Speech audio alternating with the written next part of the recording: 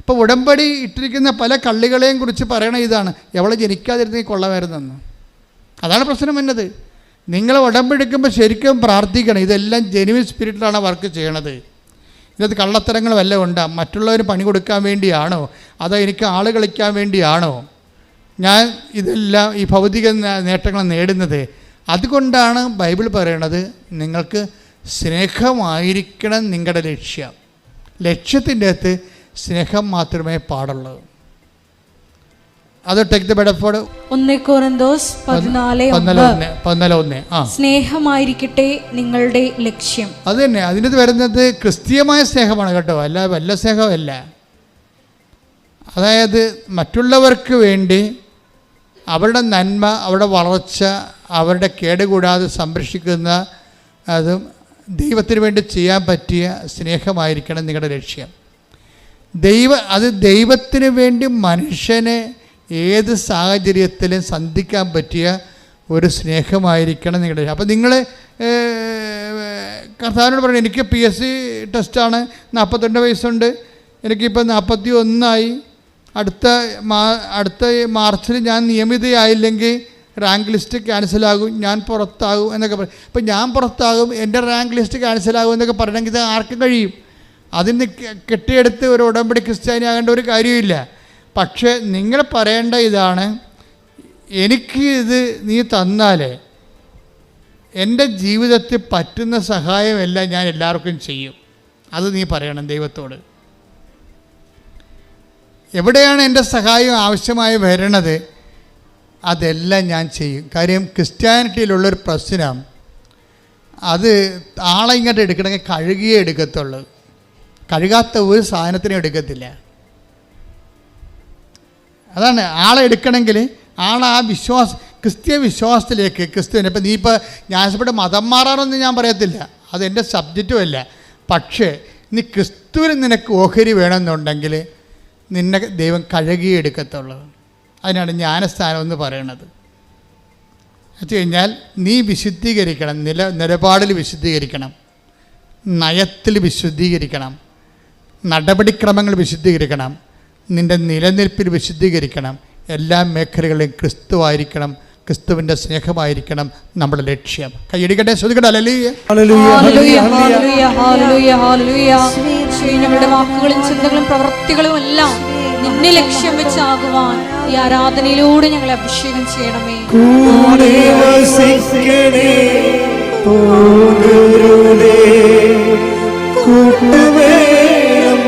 നിന്റെ സ്നേഹബലം കൂടെ വസിക്കണേ, പോകരുതേ, കൂട്ടുവേണം നിന്റെ സ്നേഹബലം. അപ്പോൾ ഉടമ്പടി ജീവിതത്തിൽ ഇനിയും എനിക്ക് വളരണമെന്ന് ജോസ്മി പറയുമ്പോൾ, ഉടമ്പടി ജീവിതം ഒരു വളർച്ചയുടെ ജീവിതമാണ്. വളർച്ചയുടെ ജീവിതം വെച്ച് കഴിഞ്ഞാൽ തീരാത്ത വളർച്ചയാണ്. ഇതിൻ്റെ ഒന്നാം ഘട്ടം ഇപ്പം തന്നെ ഇന്നലെ ഒരു രതി എന്നും പറഞ്ഞൊരു മോഡ് സാക്ഷ്യം പറഞ്ഞു. അവൾ എത്രാമത്തെ സാക്ഷ്യമാണ് ഈ പറയണമെന്നറിയാവോ? 7ാമത്തെ സാക്ഷ്യമാണ് ഈ പറയണത്. ആമയും മുയലും തമ്മിലുള്ള ഓട്ടം പോലെയാണ്. മുയൽ ഉറങ്ങുന്നുണ്ട്, ആമ ലീഡ് ചെയ്യുന്നുണ്ട്. ഇതാണ് സംഭവം. വിശ്വാസത്തിൽ ഇവിടെ ആമയല്ലായിരുന്നോ? വിശ്വാസം നേച്ചർ സ്വീകരിച്ച പാരമ്പര്യ ക്രിസ്ത്യാനിയല്ലേ മുയൽ അവിടെ. പക്ഷേ മുയൽ ഉറങ്ങിപ്പോകുന്ന ആമ ലീഡ് ചെയ്യുന്ന കാഴ്ചയെ കാണുന്നത്. എന്താ കാര്യം? രതിയുടെ ഉടമ്പടി 10ാമത്തെ ഉടമ്പടിയാണ്. 10ാമത്തെ ഉടമ്പടിക്ക് 7ാമത്തെ സാക്ഷ്യം പറയണമെന്ന് പറയുമ്പോൾ എന്താ സംഭവം? അപ്പോൾ ഉടമ്പടി ഒരു വലിയ സാധ്യതകളുടെ, ദൈവാനുഭവങ്ങളുടെ ഒരു കലവറയാണത്. അപ്പം നിങ്ങൾ ഉടമ്പടി എടുക്കുമ്പോൾ തന്നെ എങ്ങനെയെങ്കിലും 90 തികച്ചാൽ മതി എന്നാണ് പറയണത്, അല്ലേ? എങ്ങനെയെങ്കിലും 90 തികച്ചാൽ മതി. 90 ദിവസം എങ്ങനെയെങ്കിലും പിടിച്ച് നിൽക്കും 90 ദിവസം. അപ്പോൾ ദൈവത്തിന് അറിയാൻ പാടില്ല ഇത് 90 തികക്കാൻ വേണ്ടിയുള്ള 90 തികച്ചിട്ട് കാര്യം കാണാൻ വേണ്ടിയുള്ള അഭ്യാസമാണെന്ന്. അത് പാലും വെള്ളം ഒഴിക്കാത്ത തുളസിത്തറ പോലെ കരിഞ്ഞു പോകും സാധനം. നമ്മളെല്ലാ ദിവസവും തുളസിത്തറ സന്ധ്യ കൊണ്ടുവന്ന് നിങ്ങൾ കുളിയും ദേവാലയം കഴിഞ്ഞുകൊണ്ട് അതിൻ്റെ മുഖത്ത് പാലോ അല്ലെങ്കിൽ വെള്ളമോ തളിക്കത്തില്ലേ? തളിക്കുമ്പോൾ തളിക്കാതെ ചില വീട് വിട്ടു പോയ ആൾക്കാരുണ്ട്. ഫ്ലാറ്റെടുത്ത് അവിടെ പോയി എറണാകുളത്ത് പോയി താമസിക്കണവർ, അവർ പുറത്തേയും കഴിഞ്ഞ് വരുമ്പോൾ തുളസിത്തറ കാണാനില്ല, അത് ഒരു കരിഞ്ഞ് നിൽക്കണ കാണാം. ആൾപ്പാർപ്പില്ലാത്ത തുളസിത്തറ കരിഞ്ഞു പോകും. അതുപോലെയുള്ള അനുഭവമാണ് ആത്മീയ ജീവിതത്തിലുണ്ടാകണത് പലപ്പോഴും. എന്ന് വെച്ചാൽ നമ്മൾ ഈ 90 ദിവസത്തേക്ക് വേണ്ടിയുള്ള ടൈം ബൗണ്ടായിട്ടുള്ള സംഭവം ഇടുമ്പോൾ തന്നെ ദൈവത്തിനറിയാം ഇത് 90 ദിവസത്തേക്കുള്ള ജോലി കിട്ടാനുള്ള ഒരു തൽക്കാലത്തുള്ള ഒരു ഏർപ്പാടാണെന്നറിയാം. അതുകൊണ്ട് ഇത് വർക്കൗട്ട് ചെയ്യാനുള്ള സാധ്യത കുറവാണ്. കാര്യം 90 ദിവസം കഴിഞ്ഞാൽ പിന്നെ മഷീട്ടൊന്ന് ഉടക്കിയാൽ പോലും ദൈവത്തിന് മുമ്പ് നിന്നെ കാണത്തില്ലെന്ന് ദൈവത്തിന് അറിയാം. ഇത് നിസ്സാരമല്ല, ഞാൻ പറയാൻ നിങ്ങൾ ശ്രദ്ധിക്കണം. കാര്യം ഒന്നാമത് സ്കാനിങ് യന്ത്രമൊക്കെ ഇന്നാളല്ലേ കണ്ടുപിടിച്ചത്, ദൈവം എത്രയോ മുമ്പേ കണ്ടുപിടിച്ചതാണ്. അദ്ദാനിയേൽ ചോദിച്ചു, റബ്ബി നീ എന്നെ എങ്ങനെ അറിഞ്ഞു എന്ന് ചോദിച്ചപ്പോൾ പറഞ്ഞു, നീ അത്തിവൃക്ഷത്തിൻ്റെ ചുവട്ടിലായിരുന്നപ്പോൾ ഞാൻ നിന്നെ കണ്ടു. അപ്പം നമ്മളെ കണ്ടില്ലെങ്കിലും ദൈവം നമ്മളെ കാണുന്നുണ്ട്. അപ്പം നീ ഇവിടെ കൊണ്ടുവന്ന് കെട്ടിത്താത്തുമ്പോൾ തന്നെ ഓർക്കുക, നിൻ്റെ സ്കാനിങ് റിപ്പോർട്ട് പുറത്തായി. എന്താണ്? തൽക്കാലത്തേക്കുള്ള അഡ്ജസ്റ്റ്മെൻ്റാണ്. അത് കഴിഞ്ഞാൽ നിന്നെ ദൈവത്തെ ഇത് ഞൊട്ടിച്ചുണ്ട് 4 കാലം വീണ് ഓടുമെന്നറിയാം. അപ്പം ആദ്യമേ അതിന് ജാമ്യം എടുക്കണം. ഉടമ്പടി വർക്കൗട്ട് ചെയ്യാം. കർത്താവേ, ഉടമ്പടി ഒരു ജീവിതമാണെന്ന് എനിക്കറിയാം. പറഞ്ഞേ, കർത്താവേ ഉടമ്പടി ഒരു ജീവിതമാണെന്ന് എനിക്കറിയാം. ഉടമ്പടിയുടെ കാര്യങ്ങള് ദൈവസ്നേഹത്തിന്റെ സാക്ഷ്യ ജീവിതമാണ്. അതിന്റെ അന്ത്യം കാണാൻ എനിക്ക് അർഹത നൽകണമേ. എന്റെ ഉടമ്പടി ജീവിതത്തിൽ നീ വളർത്തണമേ. ഉടമ്പടി ജീവിതത്തിലെ നീ വളർത്തണമേ.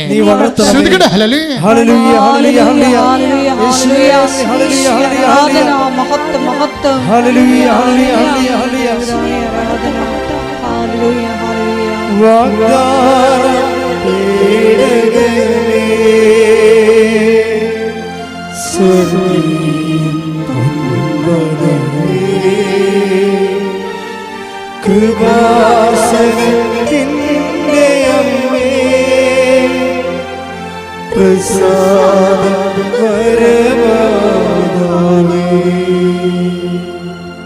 അപ്പോൾ ഇവർക്കിപ്പോൾ ബോധ്യങ്ങൾ കിട്ടിയിരിക്കുകയാണ്. അതായത് ഉടമ്പടിയിൽ ഇങ്ങനെ ഓരോരോ വിഷയങ്ങൾ എഴുതി ഇട്ടതിലല്ല രതി വളർന്നത് ഏത് സാഹചര്യത്തെയും വിശ്വാസം കൊണ്ട് ഫേസ് ചെയ്യാൻ പറ്റുന്ന രീതിയിൽ രതി വളരും.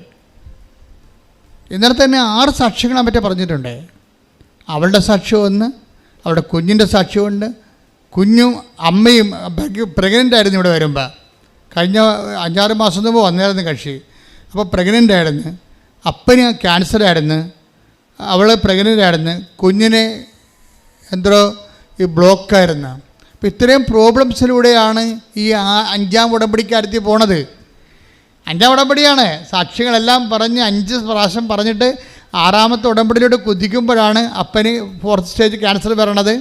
പിന്നെ അവൾക്ക് തന്നെ കൊച്ചിന് ഇപ്പോൾ ഡോക്ടർ പറഞ്ഞ് കുഞ്ഞോ നീയോ ആരെങ്കിലും ഒരാൾ ഉണ്ടാകത്തില്ലെന്ന് പറയും. ഉടനെ ഈ ഉടമ്പടി കാശിന് തിരുമിക്കൊണ്ട് പറയും 2 പേരും ഉണ്ടാകും ഡോക്ടർ എന്ന് പറയും. ഒരു മരുന്നും ആവശ്യമില്ലെന്ന് പറയും. ഞാൻ വിശ്വസിക്കുന്ന കൃപാസനം മാതാവിലാണ്. അതാണ് വളരണത്. ജീവിതം കൊണ്ട് വിശ്വാസം കൊണ്ട് വളരുകയാണ്. ഒരു സംഭവം നമ്മളെ കിടക്ക് പെടസയിൽ താഴെ വീഴോടെ ഡോക്ടർ പറയുമ്പോൾ, ഡോക്ടറല്ലേ പറയണത്. എന്നിട്ട് ഈ കാശിനും തിരുമ്മിട്ട് പറയും ഇത് കണ്ട 2 പേരും ഉണ്ടാകും ഡോക്ടർ എന്ന് പറയും. അതോടുകൂടി ഇവളുടെ കുഞ്ഞിൻ്റെയും പ്രശ്നങ്ങളെല്ലാം തീരും. അപ്പനെ ആർസിച്ച് കൊണ്ടുപോയിട്ട് ആ റിപ്പോർട്ട് വന്നപ്പോൾ അപ്പന് ഒരു കുഴപ്പമില്ല. ഒരു വ്യക്തി എങ്ങനെയാണ് പ്രശ്നങ്ങൾ അതിജീവിക്കണത്? ദൈവം ജീവിക്കണ ദൈവം ആരുടെയും കുത്തകയല്ല.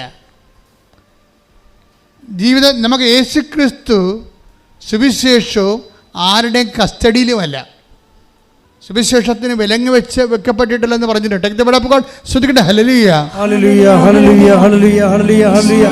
യേശുവേ നന്ദി, നന്ദി, നന്ദി. ഹല്ലേലൂയ. 2 തിമോത്തി 2:9 ആ സുവിശേഷത്തിന് വേണ്ടിയാണ് ഞാൻ കഷ്ടത സഹിച്ചുകൊണ്ട് ഒരു കുറ്റവാളിയെ പോലെ വിലങ്ങുകൾക്ക് വരെ അധീനനാകുന്നത്. എന്നാൽ ദൈവവചനത്തിന് വിലങ്ങ് വയ്ക്കപ്പെട്ടിട്ടില്ല. ദൈവവചനം ആരുടെയും കസ്റ്റഡിയിലല്ല. ശരിക്കും പറഞ്ഞ അതിൻ്റെ വ്യാഖ്യാനം സ്വാഭാവികമായിട്ടും സഭയുടെ കസ്റ്റഡിയിലാണ്. പക്ഷേ ദൈവവചനത്തിൻ്റെ പ്രവർത്തനങ്ങൾ അത് ആരിലും പ്രവർത്തിക്കും. ആരാണ് ദൈവവചനത്തെ വിശ്വസിക്കുന്നത് അവർക്ക് കർത്താവ് സംരംഭിനാണ്. അതുകൊണ്ടാണ് വിശ്വാസത്തിൽ നമ്മളെ വളർത്താൻ ഉടമ്പടിയിൽ എല്ലാ ദിവസവും വചനം വായിക്കാൻ പറയും. എന്താ കാര്യം? നീ മനസ്സിലാകുന്നില്ല എന്ന് പറഞ്ഞാൽ അത് തന്നെയാണ് നിൻ്റെ വചനം വായിക്കാനുള്ള ആദ്യത്തെ പ്രാർത്ഥന.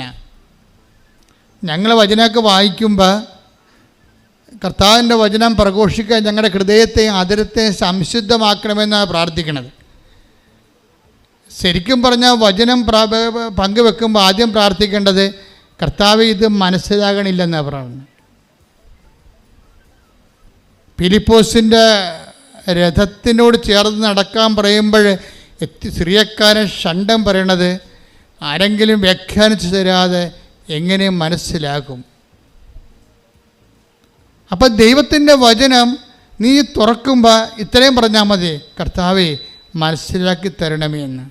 അപ്പോൾ നിന്നോട് നിൻ്റെ ഭാഷയിൽ ദൈവം നിൻ്റെ അനുഭവത്തിലൂടെ സംസാരിക്കും. ശ്രുതികട്ടെ ഹല്ലേലൂയ ഹല്ലേലൂയ ഹല്ലേലൂയ ഹല്ലേലൂയ ഹല്ലേലൂയ ഹല്ലേലൂയ യേശുവേ ഹല്ലേലൂയ ഹല്ലേലൂയ ഹല്ലേലൂയ ഹല്ലേലൂയ ആരാധന ഹല്ലേലൂയ. കൂടെ വസിക്കണേ പോകരുതേ കൂട്ടുവേണം നിന്റെ സ്നേഹബലം കൂടെ വസിക്കണേ പോകരുതേ കൂട്ടുവേണം നിന്റെ സ്നേഹബലം. ഈ രതി ഈ കൃപാസനം പത്രം കൊണ്ടുപോകുന്നതിനെക്കുറിച്ച് ഒരു സാക്ഷ്യമുണ്ട്. അവളുടെ കൃപാസനം പത്രം ഇവർക്ക് ഭയങ്കര പ്രാണനാണ്. മാതാവിൻ്റെ തനത് സാന്നിധ്യമാണെന്നുള്ള ആന്തരിക ബോധ്യമൊക്കെ കിട്ടിയിട്ടുണ്ട്. അത് കാരണം മഴയത്താണെങ്കിലും ആ ഓച്ചിറയിൽ നിന്ന് കൊല്ലം വരെ പോയി ഇവിടെ ഈ പത്രം കൊടുക്കും.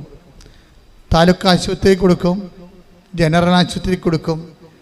അപ്പോൾ പലയിടത്തും കവലകളിലൊക്കെ കൊടുക്കുമ്പോൾ ആൾക്കാർ ചോദിക്കും, നിനക്ക് പ്രാന്താണോ കൊച്ചേ, ഇതും കൊണ്ട് വല്ലവരും ഇങ്ങനെ നടക്കുക എന്ന് ഇങ്ങനെ ചോദിക്കുമ്പോൾ ഉടനെ ഇവള് മോങ്ങിക്കൊണ്ട് ചേട്ടൻ മേടിച്ചിട്ട് പേടിക്കണ്ട, അടുത്ത കൊടുക്കുകയില്ല. ആ ചേട്ടനെ ഉടനെ ഇവിടെ ട്രാജറ്റ് ചെയ്യും. എന്താ ചേട്ടനെ പറയും, ചേട്ടാ ഇപ്പം ചേട്ടന് പ്രശ്നമൊന്നും ഇല്ലായിരിക്കും, പക്ഷെ ഇത് കണ്ട 100 സാക്ഷ്യങ്ങളാണ്. നിങ്ങൾക്ക് വിശ്വാസ ജീവിതം വേണമെങ്കിൽ ഈ പത്രം വായിച്ച് ഇത് അനുഭവം കിട്ടിക്കഴിയുമ്പോൾ പിന്നെ എന്നോടൊന്നും ചോദിക്കത്തില്ല. ഞാൻ എൻ്റെ അനുഭവസ്ഥയാണെന്ന് പറഞ്ഞ് വീണ്ടും ഈ സാധനം അടിച്ചേൽപ്പിക്കും. ചില ആൾക്കാർ ചെയ്യണത് മേടിച്ചില്ലെങ്കിൽ മേടിക്കാൻ അടുത്ത ആളുകൾ കൊടുത്തു പോരുകയല്ലേ. ഇതങ്ങനെയല്ല. ഇത് ഇവൾ കുറച്ചുകൂടി അവിടെ മുന്നോട്ട് പോവുകയാണ്. എന്നുവെച്ചാൽ ഇത് അയാളുടെ കൊടുക്കേണ്ടതാണ്. അയാളിത് വാങ്ങിക്കാത്തതിൻ്റെ കാരണം അയാൾക്ക് അനുഭവങ്ങളില്ലാത്ത കൊണ്ടാണ്. അപ്പോൾ അവളുടെ സ്വന്തം അനുഭവങ്ങൾ പറഞ്ഞിട്ടും മറ്റുള്ളവരുടെ അനുഭവങ്ങൾ പറഞ്ഞിട്ടും ഈ സാധനം കൊടുക്കും. അതെന്ന് വെച്ചാൽ സുവിശേഷ കൈമാറ്റത്തിന് വേണ്ടി വല്ലാത്ത തീഷ്ണതയാണ്. തീഷ്ണതയപ്പോൾ എന്താ പറയണമെന്നറിയാവോ? അത് നിങ്ങൾ മനസ്സിലാക്കണം നല്ലതാണ്. അപ്പോൾ ഇങ്ങനെ വരുമ്പോൾ ദൈവത്തിന് ആളിൻ്റെ നിക്ഷേപം പിടികിടത്തില്ലേ? നമുക്ക് നല്ല നിക്ഷേപം ഉണ്ടെങ്കിൽ ബാങ്കുകാർ നമ്മൾ ചെല്ലുമ്പോൾ എഴുന്നേറ്റ് നമ്മൾ ചായ വരുത്തി തരുമല്ല. നമ്മൾ ലോണിന് ചെന്നാൽ അവർ മാനേജറിന് അവിടുന്ന് ബാത്റൂമിൽ പോയിരുന്ന് അകത്ത് കിടിപ്പിട്ടുകൊണ്ട് അവിടെ ഇരിക്കും. ആ വ്യത്യാസം അതാണ്, റേഷൻ്റെ വ്യത്യാസമാണ്. നമുക്ക് നല്ല നിക്ഷേപം ബാങ്കിലുണ്ടെങ്കിൽ നമ്മൾ ചെല്ലുമ്പോൾ തന്നെ മാനേജർ കസേര വരച്ചിട്ട് തരും, ചായ വരുത്തി തരും. നമുക്ക് നിക്ഷേപം ഇല്ലെങ്കിൽ അയാൾ ആ കസേരയിൽ നിന്ന് അപ്പം തന്നെ ഓടി പാത്ത് കളയും. എന്താ, നമ്മൾ ലോൺ എടുക്കാൻ വരികയാണെന്ന് അറിയാൻ പറ്റും. ഇതാണ് സംഭവം. ഇതുപോലെ തന്നെ ദൈവത്തിൻ്റെ തിരുസ്ഥനിൽ നമുക്ക് നിക്ഷേപം ഉണ്ടെങ്കിൽ നമ്മൾ പറയണ എല്ലാം നടക്കും. നിങ്ങളെപ്പോഴും ഉടമ്പടി എടുക്കുമ്പോൾ നിക്ഷേപം ഉണ്ടാക്കാൻ നോക്കണം. ഉടമ്പടി എടുക്കുമ്പോൾ നിക്ഷേപം ഉണ്ടാക്കാൻ നോക്കണം. എന്ന് വെച്ചാൽ പിന്നെ നിങ്ങൾക്ക് ഇത്ര അങ്കല ഇപ്പോൾ കിട്ടത്തില്ലേ, ജയിക്കുക ഇല്ലേ, ജോലി കിട്ടുക ഇല്ലേ, വിസയ്ക്ക് സായിപ്പ് പറഞ്ഞ എനിക്ക് മനസ്സിലാകുക ഇല്ലേ, ഞാൻ പറഞ്ഞ അയാൾക്ക് മനസ്സിലാകുക ഇല്ലേ, അത് വിസ ഡേറ്റ് കിട്ടിയിട്ടില്ല, ഇപ്പം തന്നെ ഓർത്ത് വേർക്കുകയാണ്. എന്ത് കാര്യത്തിന്? നിനക്ക് ഇവിടെ വേണ്ടത് നിക്ഷേപമാണ് വേണ്ടത്. ദൈവത്തിരിച്ച് നിക്ഷേപം ഉണ്ടെങ്കിൽ നിനക്ക് കോൺഫിഡൻസ് ആയി. നമ്മുടെ കോൺഫിഡൻസിലാണ് നമ്മൾ ധ്യാനം തുടങ്ങിയല്ലേ, ആത്മവിശ്വാസം. ആത്മവിശ്വാസം, ആധ്യാത്മികമായ ആത്മവിശ്വാസം എന്ന് പറയുന്നത് നമ്മുടെ നിക്ഷേപത്തിലാണ് നമ്മുടെ വിശ്വാസം ഇരിക്കുന്നത്. എന്ന് വെച്ച് കഴിഞ്ഞാൽ ഇപ്പോൾ ഇവള് തന്നെ ഈ രതി തന്നെ ഈ പത്രം കൊടുക്കുന്ന ഇടയ്ക്ക് ഒരു ക്യാൻസർ, പത്തനംതിട്ടയിലുള്ള ഒരു ക്യാൻസർ 4th സ്റ്റേജ് വല്യപ്പനെ കണ്ട്. അപ്പോൾ വല്യപ്പനോട് പറഞ്ഞു, വല്യപ്പ ഉടമ്പടി എടുത്താൽ മതി എന്ന് പറഞ്ഞു. അതാ വിഷയം. രതിയായി പറഞ്ഞ ഉടമ്പടി എടുത്താൽ മതി, ഇതെല്ലാം മാറും, ഇതൊന്നും കാര്യമില്ലെന്ന് പറയും. അപ്പോൾ ഉടനെ വല്യപ്പൻ്റെ വൈഫ് അവിടെ ഇപ്പോൾ ഉണ്ട്. വല്യപ്പനെ കേൾപ്പിക്കാതെ രതിയോട് പറയുവേ 30 സമയമൊക്കെ കഴിഞ്ഞിരിക്കണമെന്ന് പറയും. അതെന്താ സംഭവം? അതെന്താ വെച്ച് കഴിഞ്ഞാൽ 30 സമയം കഴിഞ്ഞിരിക്കണമെന്ന് അവർ പറഞ്ഞെന്ന്. ആര്? ആശുപത്രിക്കാർ പറഞ്ഞെന്ന്. വല്യമ്മ ആ ദൈവവചനമായിട്ട് അത് വിശ്വസിച്ച് നടക്കണം. അപ്പോൾ പറഞ്ഞ് സമയമൊന്നും കഴിഞ്ഞിട്ടില്ല. ഈ സമയത്തെ അറസ്റ്റ് ചെയ്യണേ വിശ്വാസം കൊണ്ട് ചെയ്യണത്.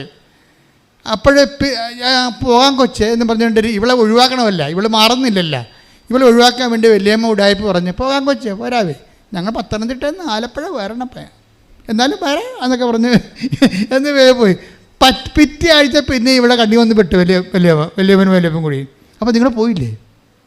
ഞാൻ പോയില്ല കൊച്ചാ, പോകണം എന്നൊക്കെ പറഞ്ഞു. അവസാനം 3ാമത്തെ ഘട്ടത്തിൽ വല്യപ്പനെ അടിച്ചിട്ട് അവൾ പൊക്കി 5 ഇവിടെ കൊണ്ടുവന്നു. അപ്പോഴേ കൊണ്ടുവന്ന് ഉടമ്പടി എടുപ്പിച്ചു. ഉടമ്പടി എടുത്തിട്ട് ഇതെങ്ങനെയാണ് എക്സിക്യൂട്ട് ചെയ്യണത്, ഇതെല്ലാം വിധങ്ങളെല്ലാം പറഞ്ഞു കൊടുക്കും. ഈ നിക്ഷേപം തന്നെ വഴി പറയണേ. എന്നിട്ട് മാറി നിന്നും പറയും, മാതാവേ ഈ വല്യപ്പൻ്റെ ജീവിതം രക്ഷപ്പെടുത്തണം. കാര്യം എനിക്ക് ഈശോയുടെ നാമത്തെ മറ്റുള്ള മുമ്പിൽ മഹത്വപ്പെടുത്തണം.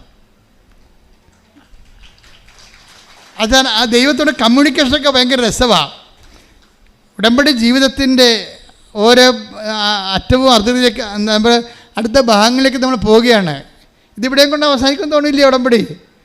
എന്നിട്ട് ഈ വല്യപ്പന് അവസാനം ഇവിടെ കൊണ്ടുവന്ന് ഉടമ്പടി എടുപ്പിച്ചിട്ട് എങ്ങനെയാണ് ഉടമ്പടി തൈലം ഉപയോഗിക്കേണ്ടതെന്നൊക്കെ പറഞ്ഞ് മനസ്സിലാക്കി, എങ്ങനെ തിരികെ എത്തിക്കേണ്ടത്, എങ്ങനെയാണ് ശുശ്രൂഷ ചെയ്യേണ്ടതെന്നൊക്കെ പറഞ്ഞ് മനസ്സിലാക്കിയിട്ട് ഇവരെ ബോധ്യപ്പെടുത്തിയിട്ട് പിന്നെ ഈ റിസ്ക് ആരെ ഏറ്റെടുത്ത്?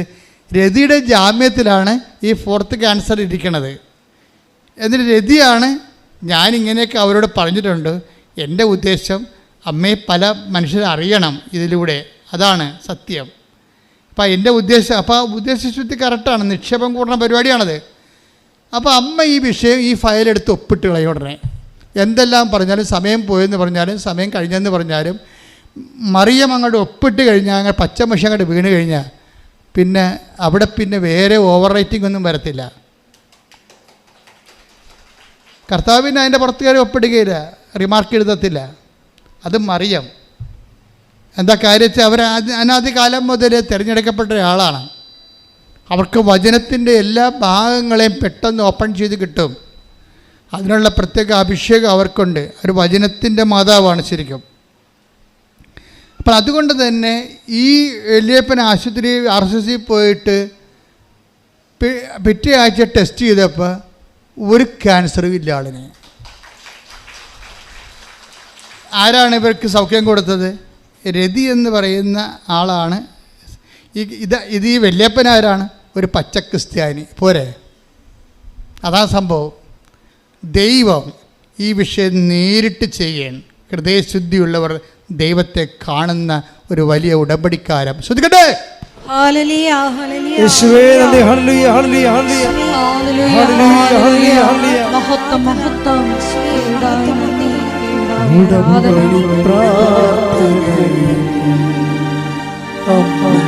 ഉടനടി പരിഹാരമേകും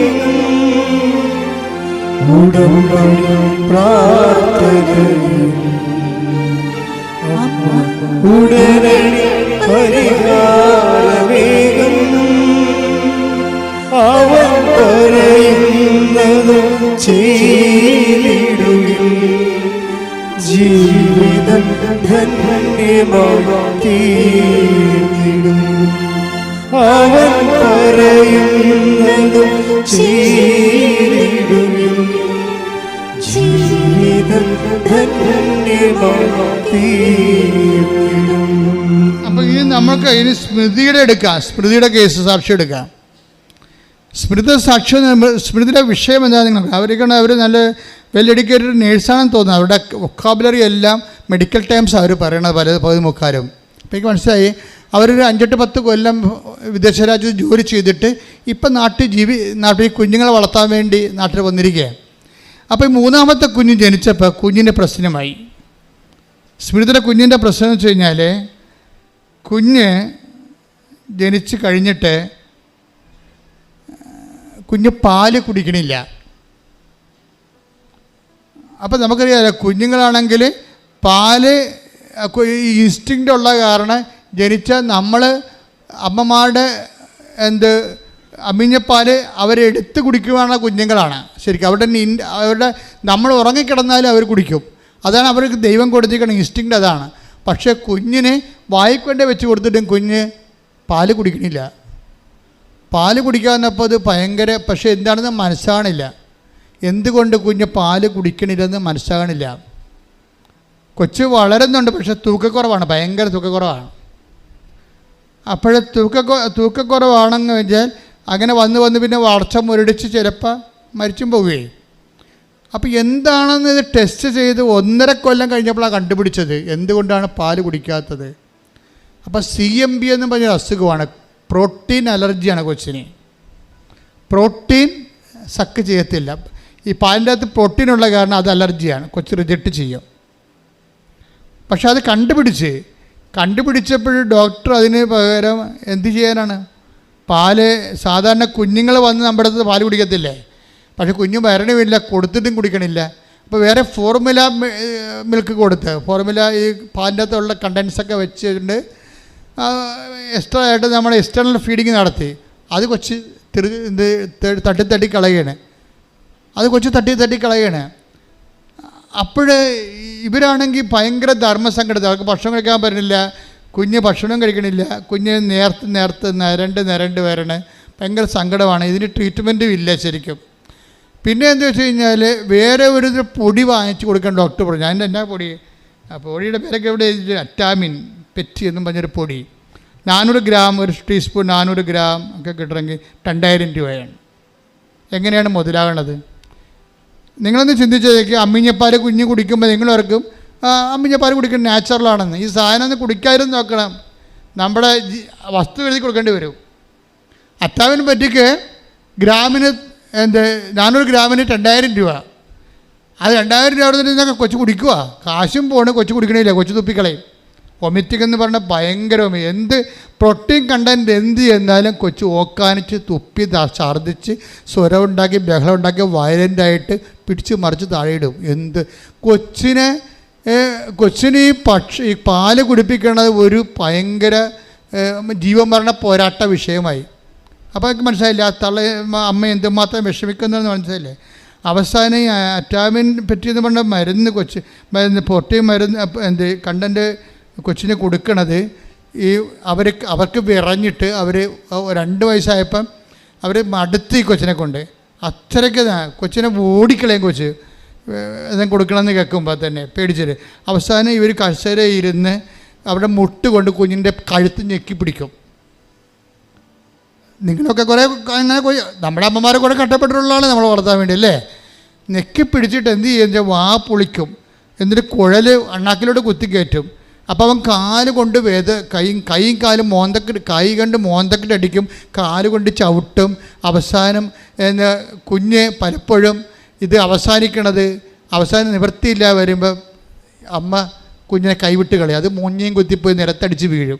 എന്നിട്ട് അമ്മയ്ക്ക് സങ്കടം വരും, കാര്യം അവർക്ക് വിറഞ്ഞിട്ടാണേ ഇത് കൊച്ചിനെ. അപ്പം അത്രയും പങ്കപ്പാടായി. ഇതിനി ജീവിതം തീർന്നെന്നുള്ള അവസ്ഥയിലാണ്. ഇതുമായിട്ട് ഉറങ്ങുമ്പോഴും പേടിയാണ്, എഴുന്നേൽക്കുമ്പം പേടിയാണ്, ഇനി എന്തൊക്കെയാണ് ഇന്ന് നടക്കണമെന്ന് വിചാരിച്ചുകൊണ്ട് പേടിയാണ്. അപ്പോൾ ഇങ്ങനെ അപ്പോൾ ഇവർ ഒത്തിരി കഷ്ടപ്പെടുന്നുണ്ട് ഈ അമ്മ ഈ കുഞ്ഞിനൊന്ന് ഫീഡ് ചെയ്യാൻ വേണ്ടി.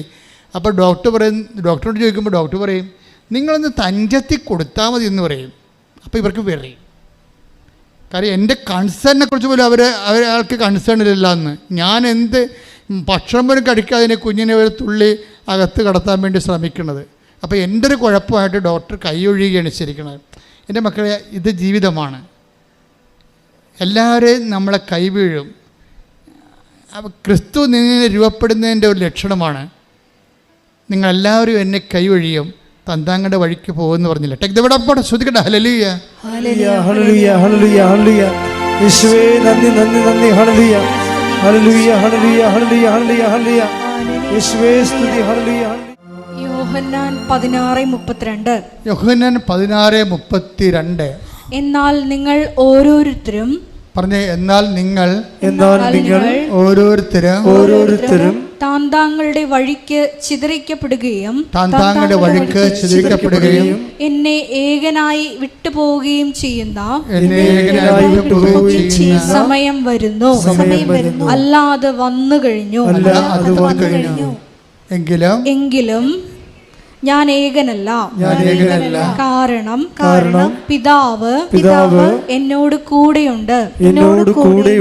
ഇപ്പൊ ക്രിസ്തു എന്നുള്ള ഒരു അനുഭവ പാക്കേജിലുള്ളതാണ് നമുക്ക് കൂടെയുള്ളവരെ കൈവിട്ട് കളയണത്. നിങ്ങൾ ഓർത്തേക്കണം.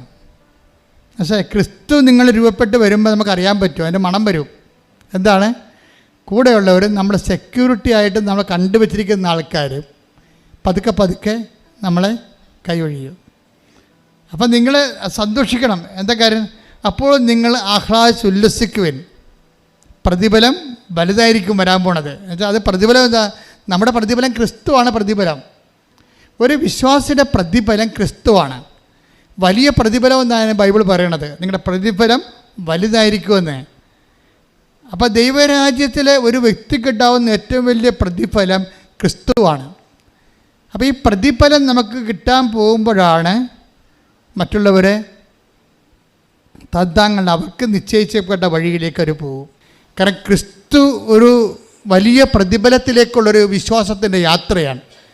ആ പ്രതിഫല യാത്രയിൽ നമ്മൾക്ക് പോസിറ്റീവായിട്ടല്ല, ഇതിൻ്റെ പോസിറ്റീവ് എന്ന് പറയണത് ഇതിൻ്റെ നെഗറ്റീവാണ്. ലോകത്തിൽ പോസിറ്റീവാണ്. പക്ഷേ ആധ്യാത്മികതയിൽ പോസിറ്റീവ് എന്ന് പറയുന്നത് നെഗറ്റീവാണ്. എന്നുവെച്ചാൽ നമ്മുടെ അനുഭവങ്ങളാണ്. പറഞ്ഞില്ല, നിങ്ങളെല്ലാവരും എന്നെ ഉപേക്ഷിച്ച് താന്താങ്ങളെ വഴിക്ക് പോകും. പക്ഷേ എന്നിട്ട് പറയും ഞാൻ ഏകനല്ല, പിന്നെന്താണ്? പിതാവ്. അതാണ് ക്രിസ്തുവിന് കുരിശായി പോയത്.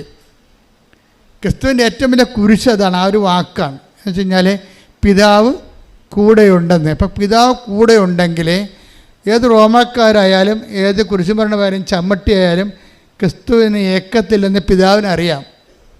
അപ്പോൾ പീഡാസകനങ്ങളിൽ വെള്ളം ചേർക്കപ്പെടുമെന്നുള്ള ഉറപ്പാണ്. പീഡാസകനം പൂർത്തിയാകത്തില്ലെന്ന് ഉറപ്പാണ്. എന്താ കാര്യം? പിതാവ് ഉണ്ടെങ്കിൽ നമ്മുടെ ഏറ്റവും പ്രിയപ്പെട്ട ആൾ നമ്മുടെ കൂടെ നിൽക്കണം എന്നുണ്ടെങ്കിൽ നമുക്കൊരു ജയിലല്ല, ആണോ? അത് പിതാവ് കേട്ട് പിതാവിനറിയാം. മാനുഷികമായിട്ട് പറഞ്ഞതാണെങ്കിലും ഇതാണ് അവൻ്റെ മൈൻഡ് സെറ്റ് എന്നറിയാം. അതെന്ത് ചെയ്ത്? പിതാവ് ടൈമായപ്പോൾ പിതാവ് മാറിക്കളഞ്ഞു. അത് കിടന്ന് കാറണത് കുരിശിൽ. എൻ്റെ പിതാവേ എന്തുകൊണ്ട് നീ എന്നെ ക്രിസ്തുവിൻ്റെ പൂർണ്ണത അവിടെയാണ് വരണത്. എന്നിട്ട് പറയും ഇപ്പം എല്ലാം പൂർത്തിയായെന്ന് പറയും. ഇത് അക്കംപ്ലിഷ്ഡ് എന്ന് പറയും. എല്ലാം പൂർത്തിയായ പിതാവ് കൂടി മാറിയാൽ മാത്രമേ ക്രിസ്തു പൂർണ്ണനാകത്തുള്ളൂ. ഈ പൂർണ്ണതയിലേക്കാണ് നമ്മൾ ക്ഷണിക്കപ്പെട്ടിരിക്കുന്നത്.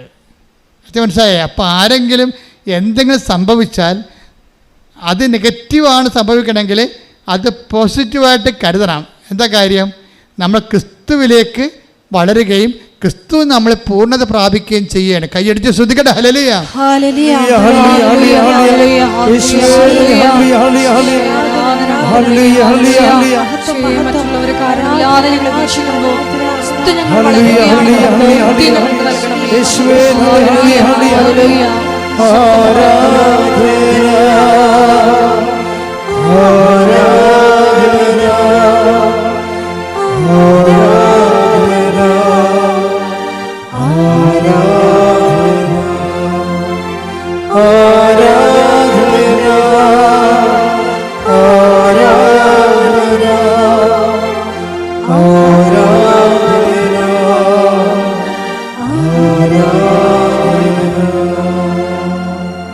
ജീവിതത്തിൻ്റെ ഇതുപോലെയുള്ള അസ്തമയ അല്ലെങ്കിൽ ഇതുപോലെയുള്ള ഇരുട്ട് തക്കങ്ങൾ നിങ്ങൾ പകച്ചു പോകരുത്. ഞാൻ ഉടമ്പടി എടുത്തല്ലോ, പിന്നെ എനിക്കെന്താ ഇങ്ങനെ ഈ സംഭവിച്ചതെന്ന് ചോദിക്കുമ്പോൾ ആ ചുമ്മാ ABCD ക്രിസ്ത്യാനി അങ്ങനെ പറയത്തുള്ളൂ. ഉടമ്പടി എടുത്തെങ്കിൽ അങ്ങനെ സംഭവിക്കണം. എന്താ കാര്യം? ക്രിസ്തു രൂപപ്പെട്ട് വരികയാണ്. നിങ്ങളുടെ വിഷയത്തെക്കാൾ ഉപരി അൾട്ടിമേറ്റായിട്ട് നിന്ന് നിത്യത നിങ്ങൾക്ക് വാഗ്ദാനം ചെയ്യുന്ന അതിന് വേണ്ടിയുള്ള നടപടിക്രമങ്ങൾ അതിൻ്റെ ഓരോ ഭാഗങ്ങൾ നടന്നുകൊണ്ടിരിക്കുകയാണ്. ഇതുകൊണ്ടാണ് മദർ എപ്പോഴും ഇങ്ങനെയുള്ള വിഷയങ്ങൾ പ്രോസസ്സിങ്ങിലിരിക്കുമ്പോൾ മദർ എപ്പോഴും മൗനം പാലിക്കും. അതായത് ഇതെല്ലാം ഹൃദയത്തിൽ സംഗ്രഹിക്കും. എന്താണ്? എൻ്റെ ദൈവം എനിക്കിത് ആവശ്യമാണെങ്കിൽ എല്ലാവരെക്കാൾ നേരത്തെ ദൈവം എനിക്ക് തരും. അപ്പോൾ ദൈവത്തിൻ്റെ സമയം ഞാൻ കാഴ്ചവെക്കുന്നു, സമർപ്പിക്കുന്നു. അവിടെയാണ് സമർപ്പണം വരണത്. അപ്പോൾ ദൈവത്തിൻ്റെ മനസ്സിൽ നമ്മൾ സമർപ്പിച്ചതാകാൻ വേണ്ടി ആദ്യമേ ഉടമ്പടിയിൽ റെഡിയായിരിക്കണം. പിന്നെ വരുന്ന ഒരു വിഷയം എന്ന് പറയണത് നിങ്ങൾക്കറിയാമല്ലോ, ഇപ്പം അമ്മ നമ്മുടെ വീട്ടിലുണ്ട്. അമ്മയുടെ ഒരു വിഷയം ബൈബിള് അമ്മയെ അവതരിപ്പിക്കും. ഉടമ്പടി അമ്മയുടെ പ്രാർത്ഥനയാണല്ലോ, ത്രൂ മേരിയാണല്ലോ ഈ ഇത് വർക്കൗട്ട് ചെയ്യണത്. പരിശുദ്ധ അമ്മയുടെ മധ്യസ്ഥലല്ലേ ഉടമ്പടി ചെയ്തിരിക്കണത്. അപ്പോൾ അമ്മയുടെ മധ്യസ്ഥലായതുകൊണ്ട് ഇതിൻ്റെ കെയർ ടേക്കർ എന്ന് പറയുന്ന ആൾ അമ്മയാണ്. അപ്പോൾ അതുകൊണ്ടാണ് മരിയ സ്പിരിച്വാലിറ്റി അനുസരിച്ചാണ് നമ്മൾ ജീവിക്കണത്. ഉടമ്പടി ജീവിതം മരിയ സ്പിരിച്വാലിറ്റി അനുസരിച്ചാണ്. അപ്പോൾ ചില കാര്യങ്ങൾ ഹൃദയത്തിൽ സംഗ്രഹിക്കണം. പിന്നെ ക്രിസ്തുവിനെ ലോകത്തിന് കൊടുക്കണം അമ്മയുടെ പരിപാടിയാണ്. അതുകൊണ്ട് ക്രിസ്തുവിനെ ലോകത്തിന് കൊടുക്കാൻ വേണ്ടിയാണ് നമ്മൾ പത്രങ്ങളൊക്കെ ലോകത്തിന് കൊടുക്കണം, ആൾക്കാർക്ക് കൊടുക്കണത്. അപ്പം അമ്മയുടെ അത് മരിയ സ്പിരിച്വാലിറ്റിയുടെ ഭാഗമാണ്. അപ്പം മരിയ സ്പിരിച്വാലിറ്റി തന്നെയാണ് എലിസബത്തിനെ സെർവ് ചെയ്യാൻ പോണതും ആശുപത്രി സന്ദർശനവും അങ്ങനെ കുറേ കാര്യങ്ങളുണ്ട്. ഇതെല്ലാം മരിയ സ്പിരിച്വാലിറ്റിയിലാണ് ഇത് വർക്കൗട്ട് ചെയ്യത്തുള്ളത്. അപ്പോൾ അമ്മയുടെ മധ്യസ്ഥത വെച്ചിട്ട് അമ്മയുടെ ഒരു ആധ്യാത്മിക ജീവിതം നമ്മൾ ജീവിച്ച് മാറുകയാണ് ഉടമ്പടി ചെയ്യണത്. ഈ ചെയ്വനകളിൽ ഉണ്ടാകുന്നൊരു വിഷയം നിങ്ങൾക്കറിയേണ്ടത്, കാനായിലൊരു വിവാഹാഘോഷം നടന്നുവെന്ന് പറഞ്ഞുകൊണ്ട് അമ്മയെ ബൈബിൾ അവതരിപ്പിക്കുന്നതിന് ഒരു ബാങ്കറ്റ് സിറ്റുവേഷൻ രൂപീകരിക്കണ കാണാം. അമ്മയെ ബൈബിള് പരസ്യമായിട്ട് അവതരിപ്പിക്കുന്നതിന് മുമ്പ് ഒരു ബാങ്കറ്റ് സിറ്റുവേഷൻ ക്രിയേറ്റ് ചെയ്യാം. ഈ ബാങ്കറ്റ് തന്നെയാണ് പിന്നീട് സ്വർഗത്തിൽ നമ്മൾ കണ്ടെത്തുന്നത്. ബൈബിളും എല്ലാം നിത്യപിതാവുമായിട്ടുള്ള സദ്യവട്ടങ്ങളിൽ നിന്നാണ് ബൈബിൾ ഇങ്ങനെ സഞ്ചരിച്ചുകൊണ്ടിരിക്കുന്നത്. ഒരു സദ്യയിൽ നിന്ന് മറ്റു സദ്യയിലേക്ക് ഇങ്ങനെ ബൈബിൾ സഞ്ചരിക്കും. കാനായിലെ വിവാഹാഘോഷത്തിൽ നിന്നാണ് നിത്യതയിലേക്ക് മനുഷ്യൻ സഞ്ചരിക്കുന്നത്. അപ്പം അവിടെ വരുമ്പോൾ പറയുന്ന വിഷയം എന്താണ്? ആ വീട്ടുകാരിൽ ഒരുവളായിട്ട് മറിയം അവിടെ ഉണ്ടായിരുന്നെന്നാണ് പറയണത്. യേശു ശിഷ്യന്മാരും ക്ഷണിക്കപ്പെട്ടിരുന്നു. വാക്കുമെല്ലാം വളരെ കറക്റ്റാണ്.